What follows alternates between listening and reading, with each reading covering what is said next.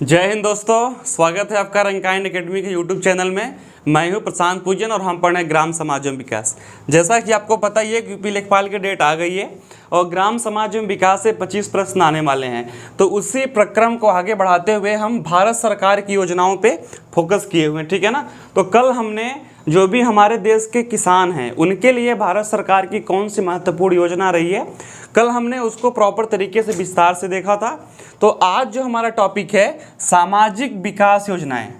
दोस्तों मैं आपको एक बात बता दूं कि रंकाइन एकेडमी पे यूपी लेखपाल की प्रॉपर तरीके से क्लासेस कराई जा रही हैं। तो अभी तक जो भी हमारे दोस्त हमारे चैनल को सब्सक्राइब नहीं किए हैं प्लीज़ फॉलो कर लीजिए और सारे पीडीएफ को फ्री ऑफ कॉस्ट पाने के लिए रंकाइन एकेडमी के टेलीग्राम चैनल को ज्वाइन कर लीजिए। और कोई भी आपको प्रॉब्लम आती है टेलीग्राम चैनल पे हम खुद आपके जो भी समस्याएं वहाँ पे होती हैं उसका जवाब देते हैं, ठीक है ना। तो आइए यहाँ पर शुरुआत करते हैं सामाजिक विकास योजनाएं। तो दोस्तों यहाँ पर क्या है, सामाजिक विकास योजनाओं का मतलब क्या है, समाज के विकास के लिए, ठीक है ना। देश का जो समाज है उसके विकास के लिए कौन कौन सी महत्वपूर्ण योजनाएं भारत सरकार द्वारा चलाई गई हैं उस पर हम प्रकाश डालते हैं। तो पहला क्या है, स्वामित्व योजना, ठीक है ना। तो दोस्तों यहाँ पर क्या है, स्वामित्व योजना केंद्र सरकार के पंचायती राज मंत्रालय द्वारा इसकी शुरुआत हुई थी। स्वामित्व योजना केंद्र सरकार के पंचायती राज मंत्रालय द्वारा 24 अप्रैल सन 2020 को इसकी शुरुआत हुई थी। नाम क्या है, स्वामित्व योजना। आपसे डायरेक्ट प्रश्न पूछेगा कि स्वामित्व योजना कौन से मंत्रालय द्वारा शुरुआत हुई थी, तो आपका जवाब यहाँ पर क्या होगा, पंचायती राज मंत्रालय, ठीक है ना। और यह कब शुरू हुई थी, 24 अप्रैल सन 2020 को शुरू हुई थी, ठीक है। इस योजना का उद्देश्य ग्रामीण क्षेत्र में लोगों को रिकॉर्ड ऑफ राइट्स देने के लिए संपत्ति कार्ड का वितरण देना। दोस्तों क्या है कि हमारे गांव में सबसे अधिक प्रॉब्लम क्या आती है, सबसे अधिक समस्या वहाँ पे क्या आती है कि ज़मीन का रिकॉर्ड उनके पास नहीं होता, इसलिए आपसी मतभेद बहुत अधिक मात्रा में बढ़ जाते हैं। यह हमारी ज़मीन है, तुम्हारी ज़मीन है कि गवर्नमेंट की ज़मीन है। तो दोस्तों पंचायती राज मंत्रालय द्वारा 24 अप्रैल सन 2020 को केंद्र सरकार यानी कि भारत सरकार ने यहाँ पर रिकॉर्ड ऑफ राइट यानी कि जो भी किसान हैं उनके जो भी भूमि है उसका एक रिकॉर्ड देने की योजना बना रही है और उस पर कार्य हो रहा है, ठीक है ना। ये 3-4 पॉइंट इसमें इंपॉर्टेंट है, आप लोग इसको ध्यान में रख सकते हैं। अब दोस्तों बात करते हैं कृषि यंत्रीकरण संवर्धन योजना, ठीक है ना। तो फसल अवशेष प्रबंधन के लिए, फसल अवशेष आपको पता ही होगा कि जैसे मान लीजिए कि आपके खेत में गेहूं की फसल है तो हार्वेस्टर ने उसको कट कर दिया, उसके दाने तो आप घर ले आए, लेकिन जो उसका अवशेष बचा, जो उसका शेष पेड़ बचा उसका क्या होगा, उसके लिए जो सरकार है कृषि यंत्रीकरण संवर्धन योजना जो कृषकों के लिए, किसानों के लिए ऐसे ऐसे यंत्र बना रही है, उनमें संवर्धन कर रही है कि उसको प्रॉपर तरीके से उसके अवशेष का किस प्रकार से प्रबंधन हो उसके लिए व्यवस्था की जाए, ठीक है ना। तो इस योजना का नाम क्या है, कृषि यंत्रीकरण संवर्धन योजना। इसकी शुरुआत दोस्तों सन 2018 में हुई थी, ठीक है। तो इसके कुछ महत्वपूर्ण पॉइंट है उसको हम देखते हैं। इस योजना का प्रमुख उद्देश्य क्या है, कृषि क्षेत्र में तकनीक का विकास करना। दोस्तों तकनीक का मतलब क्या होता है, टेक्नोलॉजी का विकास करना तथा फसल में पोषक तत्वों को सुधारना। जो फसल है उसमें पोषक तत्व देना कि उसकी पैदावार अधिक हो, और साथ में प्रदूषण। जैसे आप मान लीजिए कोई भी फसल है तो उसके पेड़ को हमने जला दिया तो क्या होगा, प्रदूषण होगा, कार्बन डाइऑक्साइड निकलेगा। और कुछ वैज्ञानिकों का मानना है दोस्तों कि यदि हम ज़मीन में अपने खेत में पेड़ को जला दिए तो उसके जलने से मिट्टी भी खराब होती है, जो कुछ अच्छे अच्छे जीवाणु होते हैं जो कि पैदावार को बढ़ाने में और ज़मीन को अच्छी गुणवत्ता देने में सहायक सिद्ध होते हैं, उनकी भी मृत्यु हो जाती है। इसके अंतर्गत कृषि क्षेत्र में सुधार के साथ किसानों की दशा में भी सुधार लाना है। जब कृषि क्षेत्र में सुधार होगा दोस्तों तो जो किसानों की कंडीशन है वह भी अपने आप अच्छी हो जाएगी। तो इस योजना का ये सब लक्ष्य है कि जो भी तकनीक है उसको बढ़ावा देना जिससे कि किसानों की आय अच्छी हो जाए और उनकी सहायता भी हो, ठीक है ना। तो इस प्रकार से इसको हम देख सकते हैं। दोस्तों बात करते हैं तीसरे योजना की, भारत नेट योजना चरण 2। चरण 1 पहले ही जो है शुरुआत इसका हो गया था, लेकिन चरण 2 की बात करेंगे। भारत नेट योजना, नेट के नाम से आप लोगों ने देख लिया होगा, नेट का मतलब क्या होता है, कनेक्टिविटी, जो कि इंटरनेट आपके मोबाइल फ़ोन में आता है उसके लिए। केंद्र सरकार ने देश के सभी ग्राम पंचायतों को, दोस्तों सभी ग्राम पंचायत का मतलब कि आपका भी ग्राम पंचायत जहां आप रहते हैं, मार्च सन 2019 तक हाई स्पीड ब्रॉड सेवा उपलब्ध करवाने हेतु भारत नेट योजना का दूसरा चरण और अंतिम चरण 13 नवंबर सन 2017 को शुरू किया। कि जो सबसे स्टार्टिंग में हुआ था वो 13 नवंबर सन 2017 को हुआ था। इसके बाद मार्च सन 2019 में इसकी शुरुआत हुई। इसका उद्देश्य क्या है दोस्तों कि सभी ग्राम पंचायतों में, देश के सभी दूर दराज गाँव में भी इंटरनेट की कनेक्टिविटी उपलब्ध करवाना, हाई स्पीड इंटरनेट की उपलब्धता सुदृढ़ करना, सुनिश्चित करना कि कोई भी गाँव हो वहाँ पर नेट की सुविधा हो। जैसा कि पता है ना, आप लोग यूट्यूब चलाते हैं, अपना वीडियो भी देखते हैं, तो उसके लिए नेट की ज़रूरत होती है, तो उसकी उपलब्धता को सुनिश्चित करना, टावर लगाना, इसके लिए सन 2019 में इसका अंतिम चरण शुरू हुआ था। इस योजना का मुख्य उद्देश्य ऑप्टिकल फाइबर के माध्यम से, दोस्तों जैसा कि आपके मोबाइल में जो इंटरनेट आता है वो किसके माध्यम से आता है, ऑप्टिकल फाइबर के माध्यम से आता है। यह एक विशेष प्रकार का तार होता है। तो यदि आप लोग को ऑप्टिकल फाइबर के बारे में और अधिक जानकारी चाहिए तो आप लोग इसको नेट पे सर्च करके पढ़ भी सकते हैं कि ऑप्टिकल फाइबर कौन सी धातु का बना होता है और इससे किस प्रकार से जो नेट का डेटा होता है वो ट्रांसफ़र होता है। इसके बारे में आप लोग डिटेल जानकारी पढ़ सकते हैं। सभी गाँवों को उच्च गति के ब्रॉडबैंड कनेक्शन से जोड़ना, इसका मुख्य उद्देश्य क्या है कि ऑप्टिकल फाइबर के माध्यम से सभी गाँवों को, दोस्तों ऑप्टिकल फाइबर के माध्यम से, जो ऑप्टिकल फाइबर तार होता है जो कि नेट की उपलब्धता को सुनिश्चित करता है, उसके माध्यम से सभी गाँवों के ब्रॉडबैंड कनेक्शन को जोड़ना। ठीक है ना, इस योजना का जो भारत नेट योजना थी उसका प्रमुख उद्देश्य था। अब बात करते हैं गोवर्धन योजना की। गोवर्धन नहीं है जो कि दिवाली पे आता है, गोवर्धन यानी कि गोबर को एक प्रकार से धन के रूप में देखना। ठीक है ना, उसकी योजना के बारे में क्या है, इसके बारे में प्रकाश डालेंगे। दोस्तों इस योजना को पढ़ाते समय मुझे एक चीज़ याद आ रही है कि आज ही मैंने नेट पे देखा था कि उत्तर प्रदेश सरकार जो गोबर है, जो गाय का गोबर होता है, उसको खरीदने का विचार कर रही है। तो हो सकता है कि आपकी परीक्षाओं में या फिर आगामी परीक्षाओं में उससे भी प्रश्न आ जाए, तो एज ए करंट अफेयर्स के रूप में आप उसको पढ़ सकते हैं कि उत्तर प्रदेश सरकार किस कास्ट पे खरीद रही है और क्या उसके टर्म्स एंड कंडीशन है गोबर को खरीदने के लिए। ठीक है, तो आइए आगे देखते हैं। Govardhan galvanising organic bio agro resources धन योजना को 1 फरवरी सन 2018 को शुरू किया गया था। दोस्तों गोवर्धन योजना केंद्र सरकार द्वारा आयोजित एक योजना है जिसकी शुरुआत 1 फरवरी सन 2018 को हुई थी। ठीक है ना, इस योजना के मुख्यतः 2 उद्देश्य हैं कि गाँव को स्वच्छ बनाना। दोस्तों आप लोगों ने देखा होगा कि गाँव में जो गोबर वोबर होता है वो काफ़ी अधिक फैला होता है, उसकी कोई सुनिश्चित व्यवस्था नहीं होती कि उसको प्रॉपर तरीके से उसका रख रखाव हो। ये बिल्कुल गंदगी सा वहाँ पर फैला रहता है, बरसात हो गई तो और गंदगी फैल जाती है। जब गोवर्धन योजना शुरुआत हुई, जब गोबर को एकत्रित करके एक स्थान पर सुनिश्चित करने की योजना या फिर उसको खरीदने की योजना शुरुआत हुई, तो जब गोबर हमारे गांव के आसपास नहीं रहेगा तो स्वच्छता बरकरार रहेगी। ठीक है ना, और पशुओं और अन्य प्रकार के जैविक अवशिष्ट से अतिरिक्त आय तथा ऊर्जा उत्पन्न करना। जब आप कोई चीज़ बेचेंगे, जब सरकार उसको खरीदेगी तो पैसा मिलेगा, जब पैसा मिलेगा तो आय यानी कि इनकम भी बढ़ेगी। तो पहली बात क्या हुआ कि स्वच्छता अभियान हुआ, यानी कि आपका जो घर है, गांव है, आपका जो समाज है, आसपास का क्षेत्र है, एक तो वह स्वच्छ हुआ और दूसरा उसके स्वरूप आपको क्या मिला, पैसा मिला। उससे फ़ायदा क्या हुआ कि जो भी पशुपालन कर रहे हैं, जो कृषक पशुपालन कर रहे हैं, उनकी आय में भी वृद्धि हुई। तो इस प्रकार से हमने देख लिया कि 1 फरवरी सन 2018 को गोवर्धन योजना की शुरुआत हुई थी।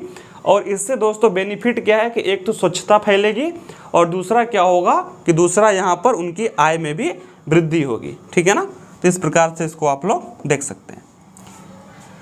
अब बात करते हैं प्रधानमंत्री आवास योजना ग्रामीण, यानी कि गाँव में प्रधानमंत्री यानी कि केंद्र सरकार द्वारा जो घर का वितरण होता है, जो घर उपलब्ध होता है, उसके बारे में प्रकाश डालेंगे कि किस प्रकार से इसको देखा जाता है। ठीक है ना, इस योजना की घोषणा प्रधानमंत्री ने यानी कि प्रधानमंत्री नरेंद्र मोदी ने आगरा में, जो कि उत्तर प्रदेश में है, 20 नवंबर सन 2016 को की थी।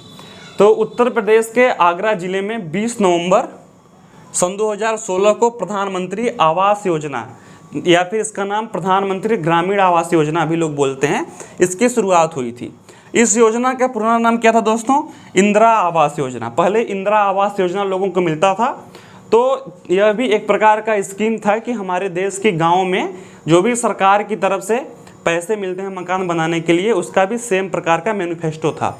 तो उसी को और अपग्रेड करते हुए और उसका नाम भी बदलकर एक नए स्वरूप में एक योजना आई जिसका नाम था प्रधानमंत्री आवास योजना। और तत्कालीन प्रधानमंत्री श्री नरेंद्र मोदी ने 20 नवंबर सन 2016 को इस योजना का शुभारंभ उत्तर प्रदेश के आगरा जिले में किया था। ठीक है ना, इसको आप लोग देख सकते हैं दोस्तों। इस योजना के तहत 3 वर्षों यानी कि सन 2019 तक में लगभग 1 करोड़ पक्के मकान, यानी कि 16 में स्टार्ट हुआ और सन 2019 तक इस योजना ने 1 करोड़ लाभार्थी तक यह योजना पहुंच गई है कि हमारे गांव में, हमारे देहात में जो हमारे गरीब भाई बहन थे उनको 1 करोड़ यानी कि 1 करोड़ पक्के मकान उनको ऑलरेडी मिल गए थे। ठीक है ना।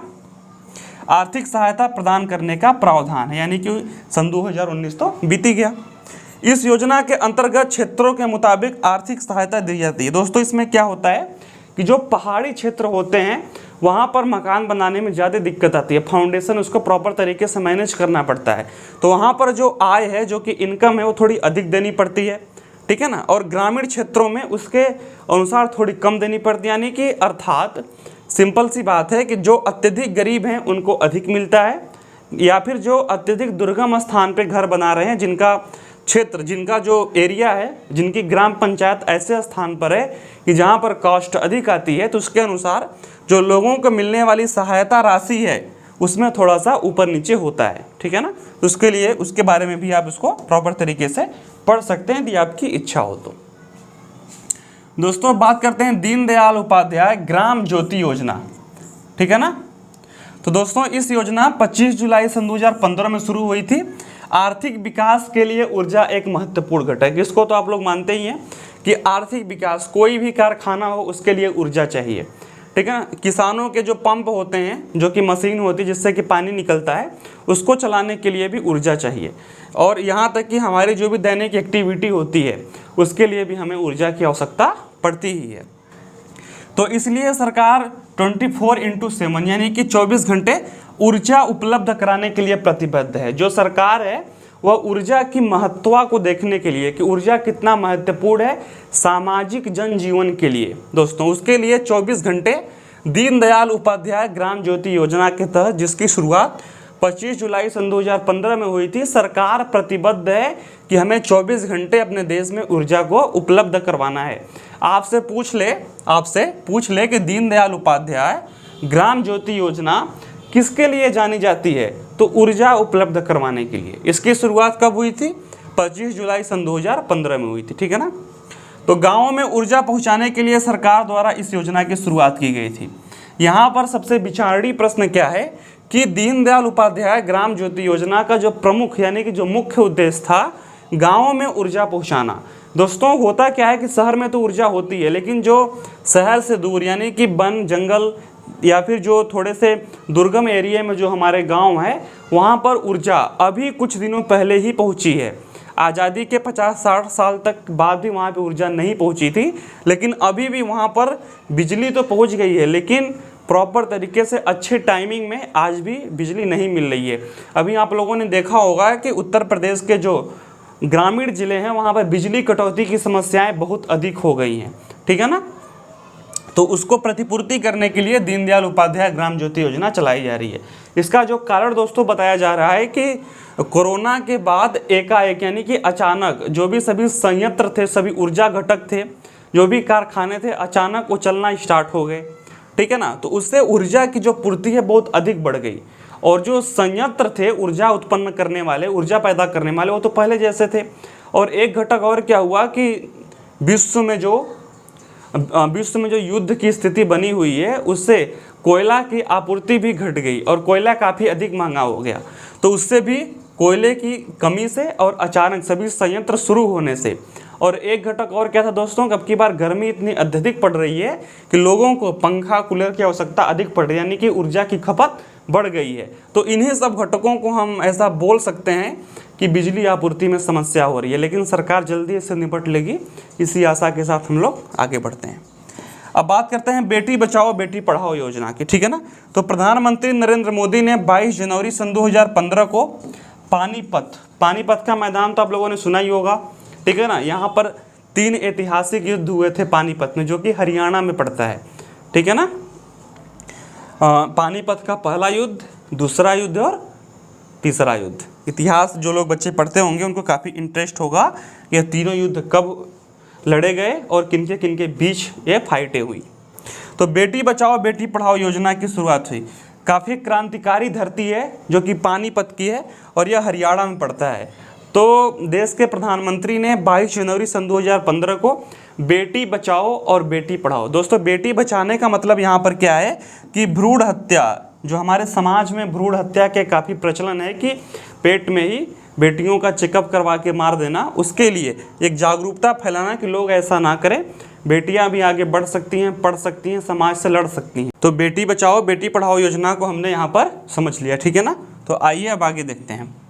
दोस्तों, यहाँ पर क्या है, इस योजना का उद्देश्य क्या है, कन्या भ्रूण हत्या को रोकना। जैसा कि मैंने आपको बताया भी कि गर्भ में ही बच्चियों को मारने की जो प्रथा थी उस पर लगाम लग सके, इसके लिए एक सामाजिक जागरूकता फैलाने का कार्य किया गया है, ठीक है ना।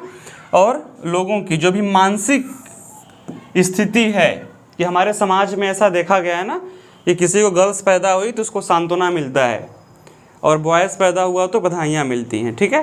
तो इस विचार को दूर करने के लिए ही पानीपत, जो कि हरियाणा से 22 जनवरी सन 2015 में बेटी बचाओ बेटी पढ़ाओ योजना का शुभारंभ देश के प्रधानमंत्री द्वारा किया गया। आइए अब आगे देखते हैं। इस योजना को पहले चरण में देश के 100 जिलों में चलाया गया।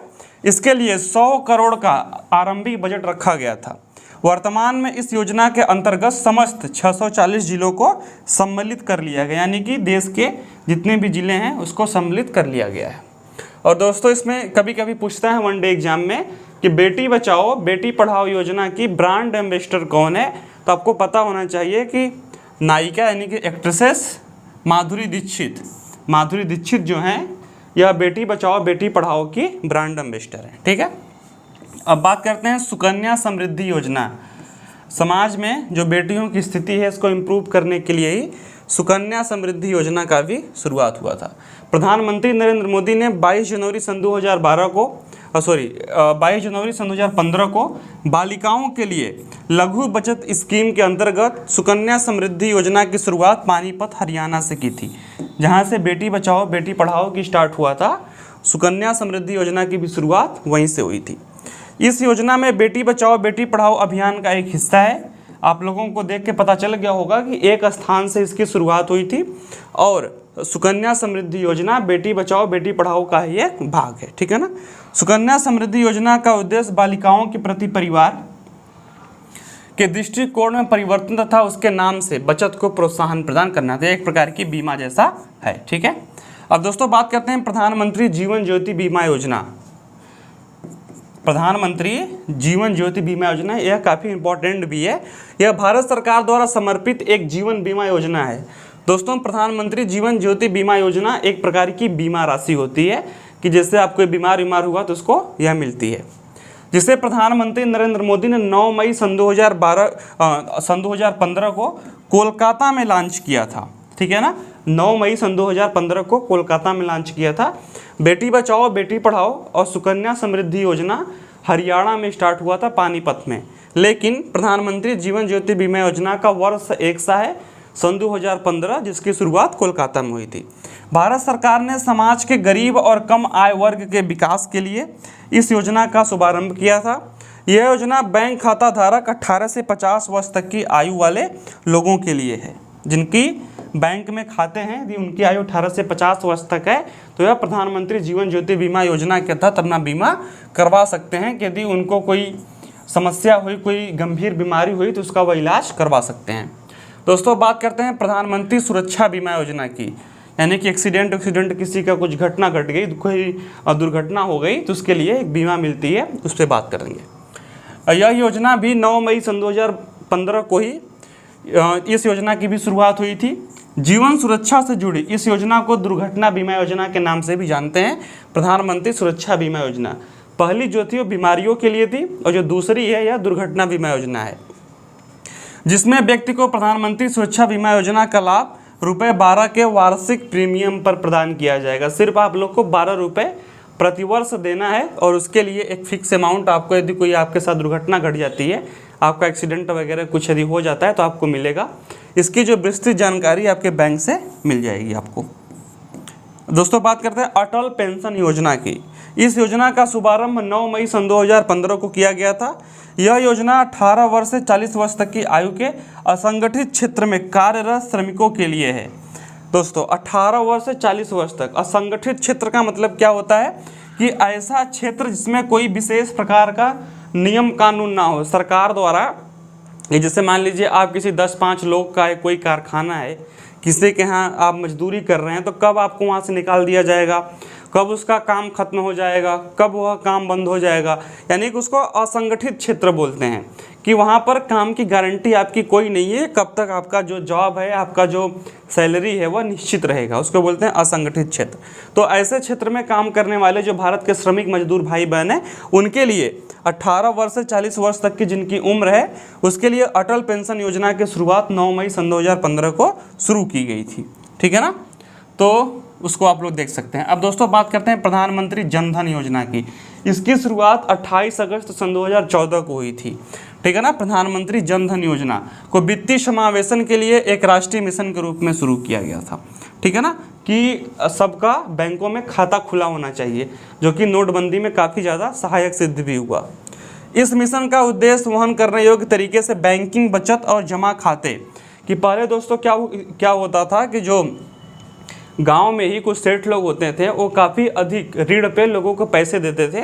तो उससे बचने के लिए कि सबका बैंक में खाता होना चाहिए और उचित मूल्य पे सबको ऋण मिलना चाहिए। ठीक है ना, और जो भी सरकार द्वारा स्कीम आती है, जो भी सेवाएं आती हैं, जो भी फंड आता है, डायरेक्ट उनके अकाउंट में जाए, उसके लिए प्रधानमंत्री जन धन योजना काफ़ी महत्वपूर्ण हो जाती है।